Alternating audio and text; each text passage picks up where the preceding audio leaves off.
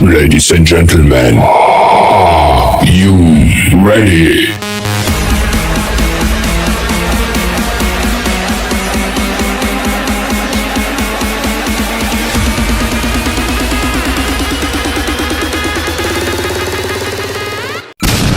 Ini bukan tontonan, ini bukan pagelaran untuk hiburan kosong, ini bukan pesta seni, tetapi ini adalah pendidikan.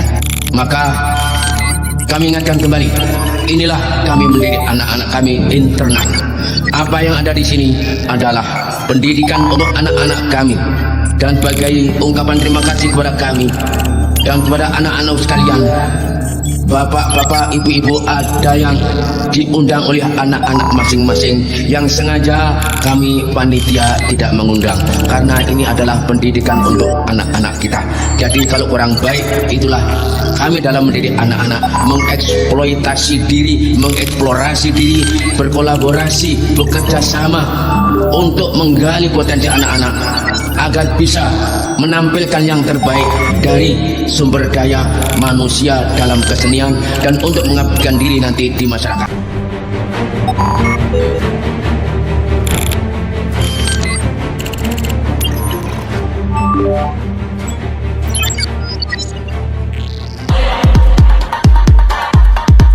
Islam berada pada puncak kejayaannya.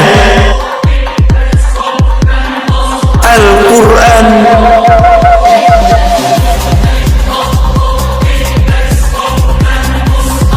Al-Hadis,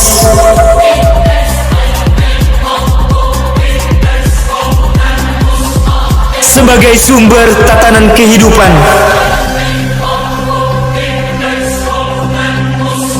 Islam menjadi acuan dari segala kemajuan, pengawal setiap penemuan. Rahmatnya menyebar kemana-mana. Namun sejak nafsu diutamakan, dunia semakin hancur berantakan. Hedonisme, Zionisme, Westernisme meracuni umat manusia, merobohkan tiang-tiang ajaran Islam, menenggelamkan Islam dari permukaan bumi. Umat Islam pun mulai terpecah belah, ditindas, dipojokkan, dihancurkan oleh musuh-musuh Islam yang semakin berkuasa. Hancurlah kejayaan Islam. Dan sekaranglah saatnya untuk bangkit. Sadar dan survive. Dan disinilah kami siap berjuang, menyongsong, membangkitkan kembali kejayaan Islam. Jajal awak mendah matiok, bondo bau pikir, lek perlu sak nyawane pisan.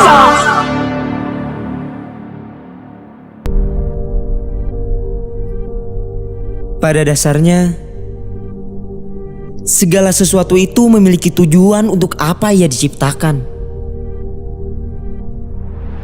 Manusia akan selalu membuat kemajuan. membuat siklus peradaban. Karena menjadi khalifahlah ia diciptakan.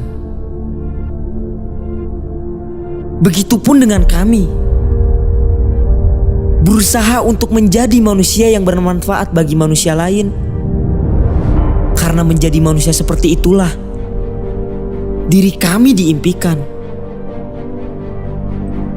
Khairun nas anfa'uhum linnas. Sebaik-baik manusia adalah manusia yang bermanfaat bagi manusia lain. Menuntut ilmu adalah suatu kewajiban yang tak ada akhirnya.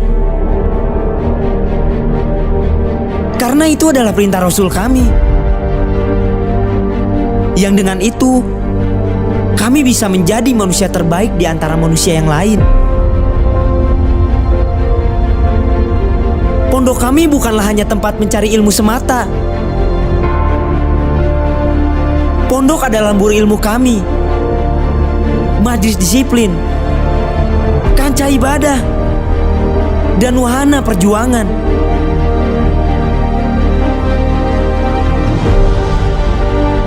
Di pondok, kami diajarkan bahwa memperjuangkan agama merupakan kewajiban sebagai seorang individu muslim yang utuh. Sedangkan mencintai tanah air adalah keharusan sebagai bangsa Indonesia yang patuh. Kami santri. Untuk menjadi manusia seperti itulah kami dididik oleh kiai-kiai kami. Namun, mengapa kami selalu disalahkan atas apa yang terjadi hari ini?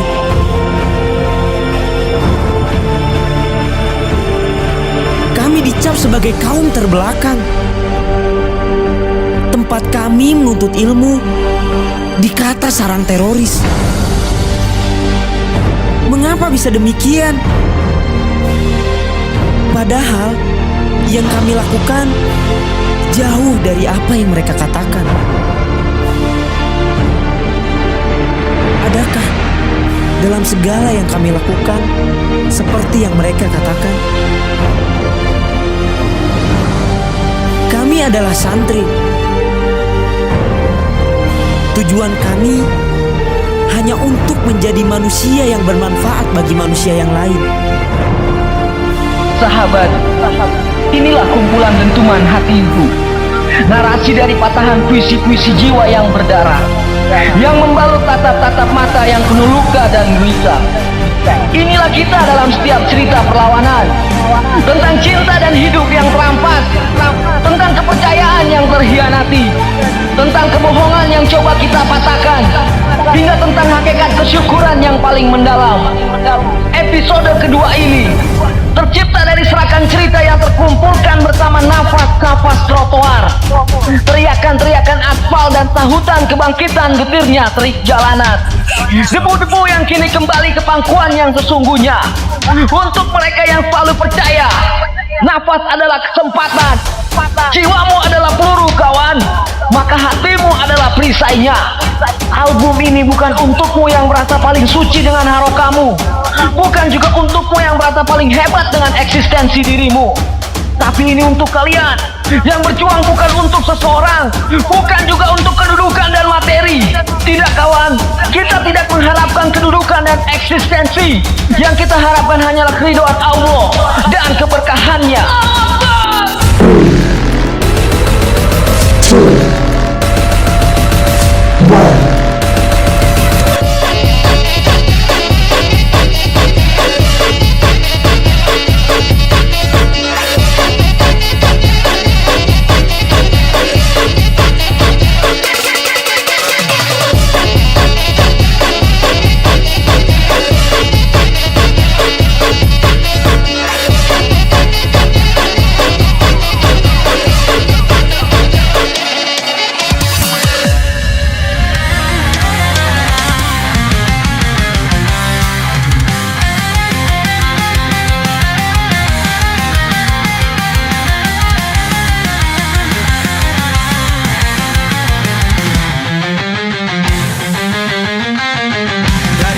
Musyrik datang pertama, Maulana Malik Ibrahim namanya.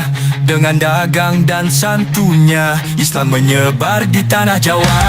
Di Ampel Genta berdiri pesantren, Sunan Ampel membawa ajaran. Molimo jadi pedoman, hidup damai tanpa kezaliman. Wali Songo pembawa terang, seni dan budaya jadi petunjuk jalan. Dari gamelan hingga tembakan syahdu, Islam tersebar di seluruh pulau. Sunan Bonang dengan gemelan, Tombo Ati jadi kenangan. Sunan Derajat penuh kasih, peduli miskin dengan bersih hati.